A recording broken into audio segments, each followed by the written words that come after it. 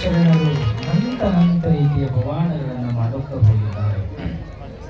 ಜೀವನದೊಳಗ ಮಕ್ಕಳ ಮನೆಯೊಳಗ ಬಹಳ ಶಾಲೆಯನ್ನು ಕಲಿತು ಮಾಡುತ್ತಿದ್ದಾರೆ.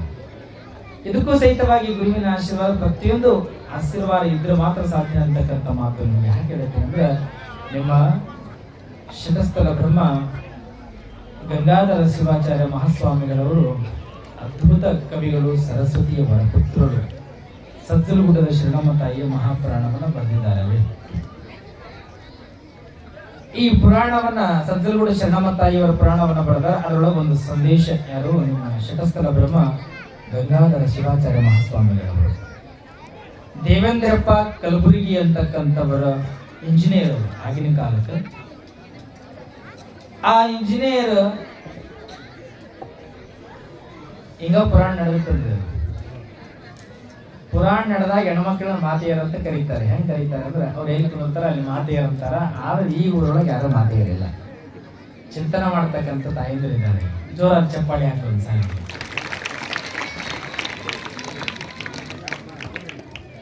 ಏನ್ ಹೇಳಕತ್ತಿದ್ದಾರೆ?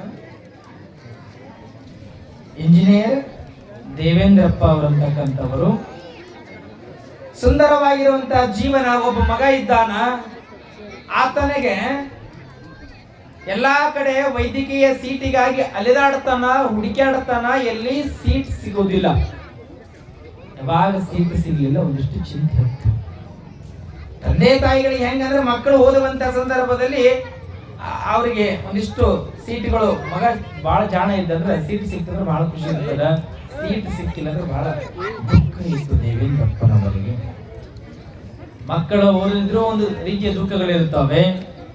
ಮಕ್ಕಳು ಓದಿರುವಂತಹ ಸಂದರ್ಭದಲ್ಲಿ ನೀನು ಕೊನೆಯ ಕ್ಷಣ ಉಳಿದಿರುವಂತಹ ಸಂದರ್ಭ, ಸೀಟ್ ಸಿಗ್ಲಿಕ್ಕಂದ್ರೂ ಬಹಳ ದುಃಖ ಅನಿಸ್ತದೆ. ಎಂಡ್ ಆ ಸಂದರ್ಭದೊಳಗ ಯಾವಾಗಿನ ದೇವೇಂದ್ರಪ್ಪನವರಿಗೆ ಎಲ್ಲಾ ಕಡೆ ವೈದ್ಯಕೀಯ ಸೀಟನ್ನ ಕೇಳ್ತಾರೆ, ಎಲ್ಲಿ ಸೀಟ್ ಸಿಗೋದಿಲ್ಲ ಮಗನಿಗೆ.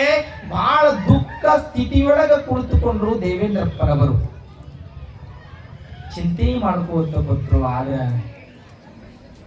ಇಲ್ಲಿ ಒಂದಿಷ್ಟು ವಿಚಾರವನ್ನ ಮಾಡಿದಾಗ ನೆನಪಿಗೆ ಬರುತ್ತಾರೆ ಒಬ್ಬ ತಾಯಿ. ಆ ಶರಣಮ್ಮ ತಾಯಿಯ ಮಠಕ್ಕೆ ಹೋದ್ರೆ ನನಗೊಂದಿಷ್ಟು ಸಮಾಧಾನ ಸಿಗಬಹುದು. ಶರಣಮ್ಮ ತಾಯಿಯವರ ಮಠಕ್ಕೆ ಹೋದ್ರೆ ನನಗೊಂದಿಷ್ಟು ಏನಾದ್ರೂ ಮಾರ್ಗದರ್ಶನ ಸಿಗಬಹುದು.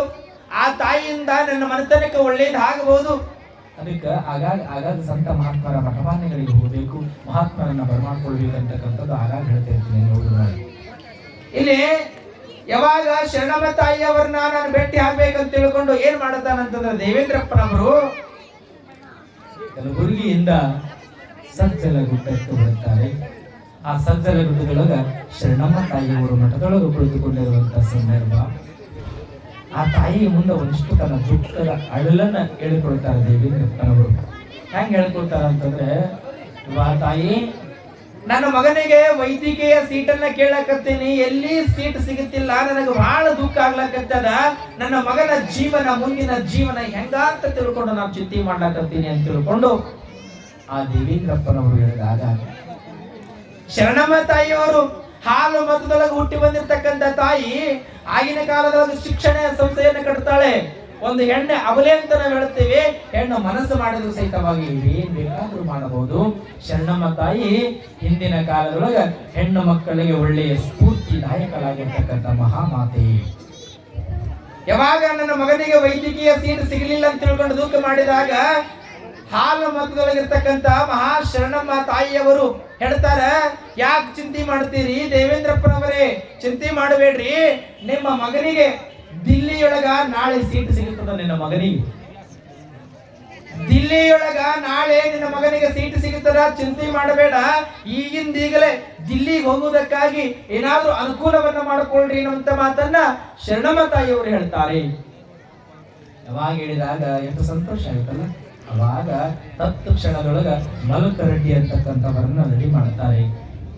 ಆ ಮಲಕರೆಡ್ಡಿಯವರನ್ನ ದಿಲ್ಲಿಗೆ ಹೋಗೋದಕ್ಕೆ ಅನುಕೂಲವನ್ನ ಮಾಡುತ್ತಾರೆ. ದಿಲ್ಲಿಗೆ ಆ ಮಲಕರೆಡ್ಡಿಯವರು ಹೋಗ್ತಾರೆ. ಹೋಗಿರುವಂತಹ ಸಂದರ್ಭದೊಳಗ ಆ ದಿಲ್ಲಿಯೊಳಗ ವಿಶ್ವಾನಂದರಂತಕ್ಕಂಥವರು ಅವರ ಪರಿಚಯ ಆಗ್ತದೆ. ವಿಶ್ವಾನಂದರ ಪರಿಚಯದಿಂದ ದಿಲ್ಲಿಯೊಳಗ ಇಲ್ಲಿ ದೇವೇಂದ್ರಪ್ಪನ ಮಗನಿಗೆ ಆ ವೈದ್ಯಕೀಯ ಸೀಟ್ ಸಿಕ್ತು. ಇಲ್ಲಿ ಯಾವಾಗ ವೈದ್ಯಕೀಯ ಸೀಟ್ ಸಿಕ್ತು, ಇಲ್ಲಿ ಮಲಕರೆಡ್ಡಿ ಅವರಿಗೆ ಬಹಳ ಖುಷಿ ಆಯಿತು.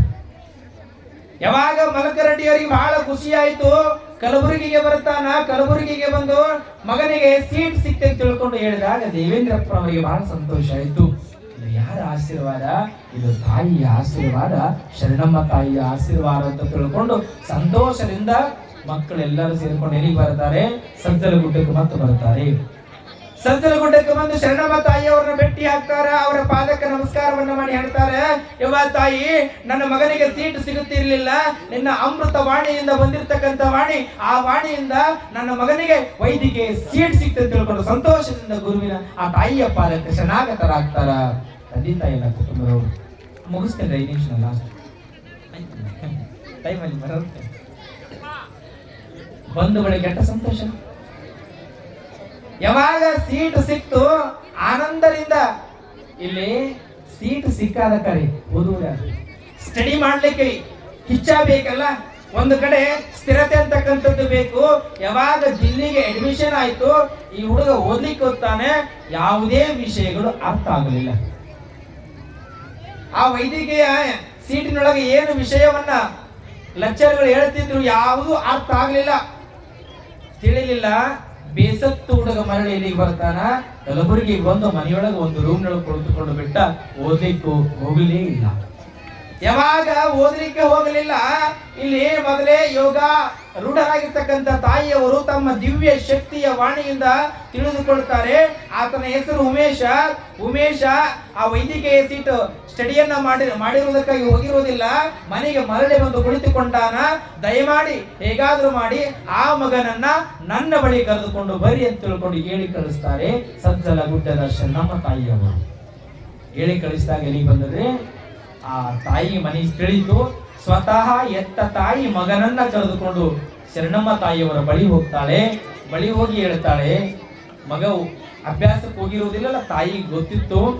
ಆ ಉಮೇಶನಿಗೆ ಕರೆದು ಹೇಳ್ತಾರೆ ಶರಣಮ್ಮ ತಾಯಿಯವರು ಎಷ್ಟು ಚಂದ ಹೇಳ್ತಾರೆ ನೋಡಪ್ಪ, ಚಡಿ ಚಮ್ ಚಮ್ ಬಿದ್ದಂ ಗೊತ್ತದಲ್ಲಿ ಮಗ್ಗೆಲ್ತನ ಬರ್ತವೆ ಕೇಳ್ತಿದ್ದೆ. ಚಡಿ ಚಮ್ ಚಮ್ ವಿದ್ಯೆ ಘಮ್ ಘಮ್. ನೋಡಪ್ಪ, ಓದುವಂತ ಸಂದರ್ಭದಲ್ಲಿ ಬಹಳಷ್ಟು ಕಷ್ಟಗಳ ಬರುತ್ತದೆ, ದುಃಖ ಬರುತ್ತದೆ. ನಿನಗೆ ಯಾವುದೇ ಮನೆಯನ್ನ ನೆನೆಸಬೇಡ, ಆನಂದವಾಗಿ ನನ್ನ ಆಶೀರ್ವಾದ ನಿನಗಿರುತ್ತದೆ, ನಿನ್ನ ಅಭ್ಯಾಸವನ್ನ ಮಾಡು, ಮರಳಿ ಮನೆಗೆ ಬರಬಾರ್ದು ಅಂತ ತಿಳ್ಕೊಂಡು ಅನಂತ ರೀತಿಯಿಂದ ಬುದ್ಧಿವಾದವನ್ನ ಹೇಳಿ ಶರಣಮ್ಮ ತಾಯಿಯವರು ಆ ಮಗನಿಗೆ ಆಶೀರ್ವಾದವನ್ನ ಮಾಡಿ ಕಳಿಸಿದ್ರೆ ಯಾವಾಗ ಒಪ್ಪಿಕೊಳ್ತಾನ, ಯವ್ವ ನೀ ಹೇಳಿದ ಪ್ರಕಾರವಾಗಿ ನಾನು ಮುಂದೆ ಅಭ್ಯಾಸಕ್ಕಾಗಿ ಹೋಗ್ತೀನಿ ಅಂತ ತಿಳ್ಕೊಂಡು ಆ ಉಮೇಶ ಆ ತಾಯಿಗೆ ನಮಸ್ಕಾರವನ್ನ ಮಾಡಿ ಮುಂದೆ ಹೋಗ್ತಾನ. ಮುಂದೆ ಹೋದ ಬಳಿಕ ಅಲ್ಲಿ ಪ್ರತಿ ವರ್ಷ ಸ್ಕೂಲ್ ಒಳಗೆ ಎಲ್ಲರೂ ಫಸ್ಟ್ ಬರ್ತಿದ್ರಲ್ಲ, ಅವರಿಗಿಂತಲೂ ಸಹಿತವಾಗಿ ಹೆಚ್ಚಿನ ರೀತಿಯ ಅಂಕಗಳನ್ನು ಪಡೆದು ಇಡೀ ಕಾಲೇಜಿಗೆ ಕೀರ್ತಿಯನ್ನು ತರ್ತಾರ. ಇದು ಸಜ್ಜಲಗುಡ್ಡದ ಶರಣಮ್ಮ ತಾಯಿಯವರ ಆಶೀರ್ವಾದದಿಂದ. ನಮಗೆ ಏನಾದ್ರೂ ವಿದ್ಯೆ ಸಿಗಬೇಕಾಗಿತ್ತು ಅಂದ್ರೆ ಗುರುವಿನ ಆಶೀರ್ವಾದವು ಬೇಕು. ಗುರು ಇಲ್ಲ ಅಂತಂದ್ರೆ ಏನೂ ಇಲ್ಲ. ಶ್ರೀ ಗುರು ವಚನದಿಂದ ಅಧಿಕ ಸುದ್ದಿಯುಂಟೆ ರಾಗದಿಂಬೇರಿನ್ನು ಭವಬೀಜ ಮುಂಟೆ ಅನ್ನುವಂಥದ್ದು. ಗುರುವಿನ ಆಶೀರ್ವಾದ ಪ್ರತಿಯೊಂದು ಹಂತದೊಳಗೆ ಬೇಕು. ಗುರುವಿನ ಆಶೀರ್ವಾದ ಇದ್ರೆ ಮಾತ್ರ ಜೀವನ ಬಾಳು ಬಂಗಾರ ಆಗ್ತಾರ. ಗುರುವಿನ ಆಶೀರ್ವಾದ ಇಲ್ಲ ಅಂತಂದ್ರ ಏನೂ ನಾವು ಸಾಧನೆಯನ್ನ ಮಾಡ್ಲಿಕ್ಕೆ ಆಗೋದಿಲ್ಲ. ಹಂಗ ಮರೊಬ್ಬ ಗ್ರಾಮದ ಭಕ್ತರಿಗೆ ಯಾರ ಆಶೀರ್ವಾದ ಅದ ಅಂತಂದ್ರ ಜಡಸಿದ್ದೇಶ್ವರ ಶಿವಯೋಗಿಗಳ ಮಹಾನ್ ಆಶೀರ್ವಾದ ಅದ. ಈ ಆಶೀರ್ವಾದದಿಂದ ನಿಜಕ್ಕೂ ನೀವೆಲ್ಲರೂ ಪುಣ್ಯವಂತರು ನಮ್ಮ ಮಾತನ್ನು ಹೇಳ್ತಾ ಸಮಯದ ಅಭಾವ ಆಯಿತು. ಇನ್ನ ನನ್ನೆರಡು ಮಾತುಗಳನ್ನ ಗುರುವಿನ ಪಾದಕ್ಕೆ ಸಮರ್ಪಣೆಯನ್ನು ಮಾಡ್ತೇನೆ ಅನ್ನುವಂತ ಮಾತನ್ನು ಹೇಳ್ತಾ ಶ್ರೀ ಜಡಸಿದ್ದೇಶ್ವರ ಶಿವಯೋಗಿಗಳವರ ಮಹಾರಾಜಿಗೆ, ಶ್ರೀ ಷಡಸ್ಥಲ ಬ್ರಹ್ಮ ಮಹೇಶ್ವರ ಶಿವಾಚಾರ್ಯ ಮಹಾಸ್ವಾಮಿಗಳವರ ಮಹಾರಾಜಿಗೆ, ಶ್ರೀ ಗುದ್ದರ ಮತಾಗಿ ದಾದೆ ಮಾಡರ ಮಹಾರಾಜಿಗೆ. ಮುಂದಿನ ಕಾರ್ಯಕ್ರಮ ಕಮಿಟಿ ಪೂಜರಿಗೆ ಭಕ್ತಿಪೂರ್ವಕ ನಮನ.